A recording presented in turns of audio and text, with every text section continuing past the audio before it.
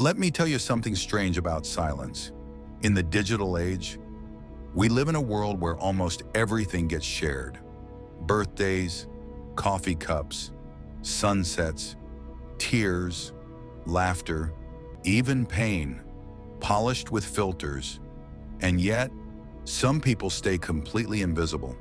They scroll quietly, they observe deeply, but they rarely, if ever, post.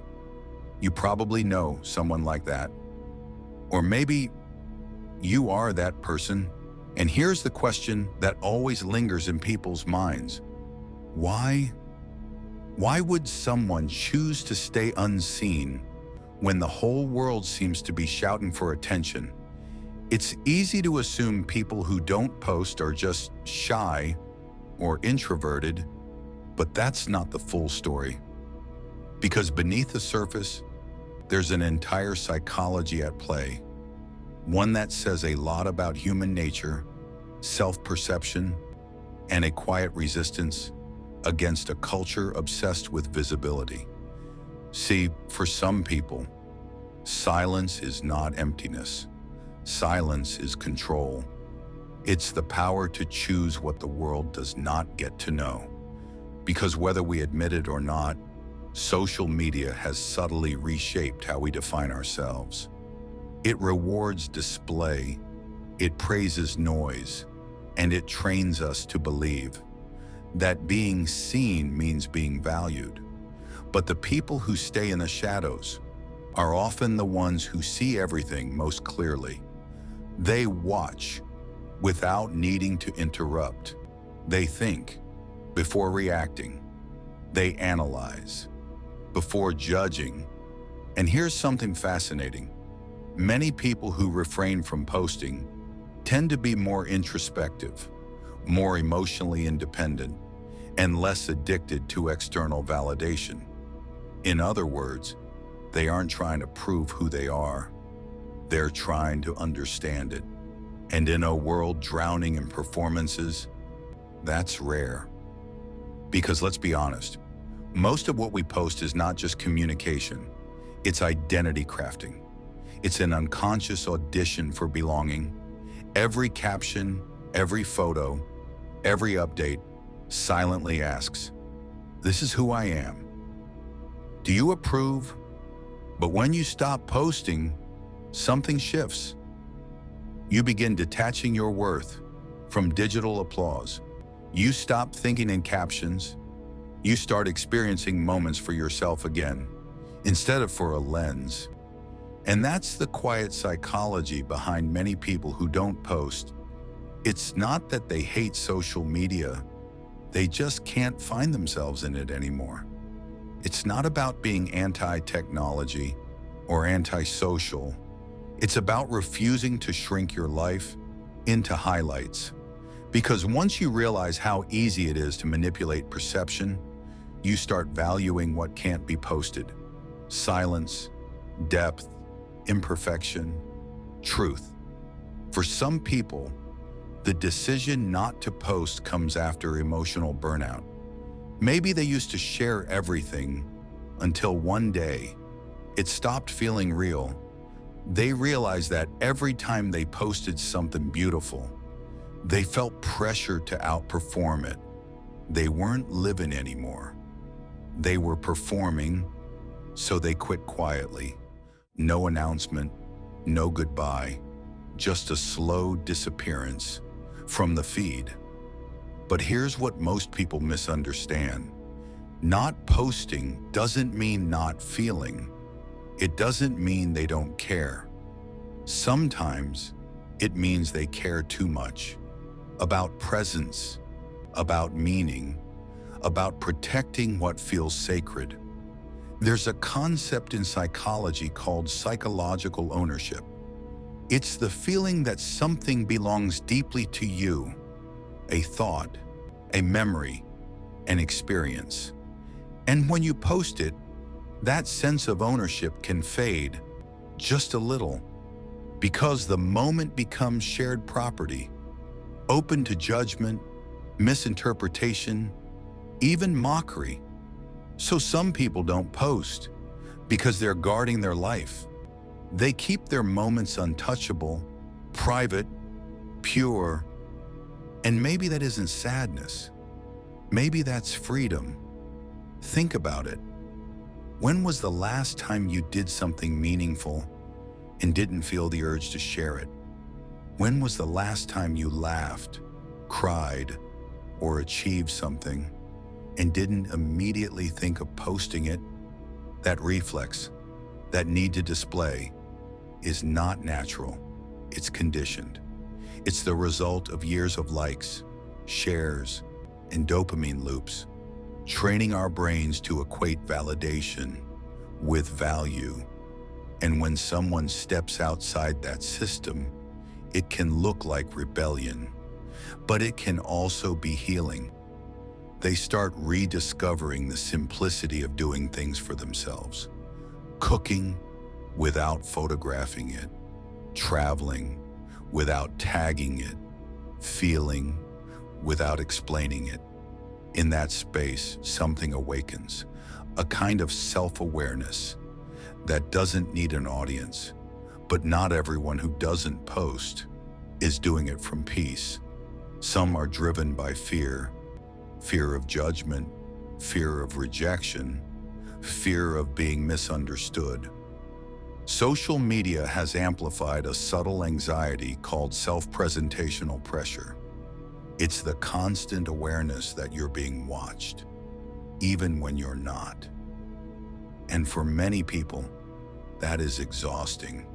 They worry their words will be misread, or worse, ignored. So they retreat. Not because they don't want connection, but because the cost of visibility feels too high. They want to be seen, but only truly, not superficially. And ironically, sometimes the quietest people online have the loudest thoughts in their minds. They aren't empty, they're overflowing. They just choose stillness instead of spectacle. There's a philosophical truth hiding inside that silence. In a world constantly screaming, "Look at me," choosing invisibility can become a form of self-definition. It's saying, "I exist beyond your perception." They might scroll through other lives, nodding, smiling, sometimes aching, but they rarely project because they understand something most people don't. Not everything you experience is meant to be witnessed. Sometimes the most profound things in life, growth, grief, transformation, happen quietly, unseen, unposted. And when you've lived through enough private transformations, you begin realizing something powerful. Being unseen is not the same as being insignificant. It's often where identity is formed, not performed. Here's the paradox. Social media was designed to connect us, yet it often leaves people feeling more isolated than ever. So when you don't post, you stop chasing digital closeness and you start rebuilding real closeness. You begin noticing who checks on you without updates, who remembers you without reminders. That kind of connection, raw, unbroadcasted, feels warmer, heavier, and infinitely more real. And people who don't post, they live in that space. They build relationships that don't need proof. They find comfort in unshared moments. They let life unfold without turning it into content. Part of this is also identity security, knowing who you are, even when nobody's watching. When you're comfortable in your own company, you don't need an audience to validate your worth. That's not arrogance, that's peace. And ironically, the people who don't post often have the most interesting stories to tell, but they save them for real conversations, across a table, not across a screen, because real connection to them isn't measured in comments or likes. It's in shared silence, in eyes meeting, in laughter that doesn't need witnesses. These are people who carry worlds within them. They process deeply, observe constantly, understand quietly. They don't need the world to applaud their existence. They just need to live it. And maybe, just maybe, in a world desperate to be seen, their silence isn't a flaw. It's a mirror, a reminder that not everything meaningful has to be shared, that sometimes the most human thing you can do is to keep something entirely for yourself. You know what's fascinating? The longer someone stays away from posting, the more life begins to feel real again. Colors look richer, time feels slower, conversations feel fuller. It's as if stepping away from noise brings you back to yourself. Because when you stop performing, you start experiencing. You're not thinking about angles, lighting, captions. You're just there, fully alive, inside the moment, not outside it. And the psychology behind this goes even deeper. It's rooted in how our brains process validation. Every time we post and get attention, likes, comments, hearts, our brain releases dopamine, the same chemical tied to reward and addiction. Over time, we begin to crave that validation. We start thinking in shareable experiences instead of real ones. Now imagine someone who resists that loop, someone who deliberately disconnects from that dopamine cycle. That's not disinterest, that's discipline. People who don't post often have a strong internal locus of control, meaning their sense of worth and happiness comes from within, not from external approval.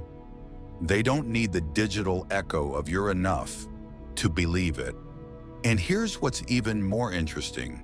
When people take long breaks from posting or constantly consuming, they often experience more emotional stability and greater life satisfaction.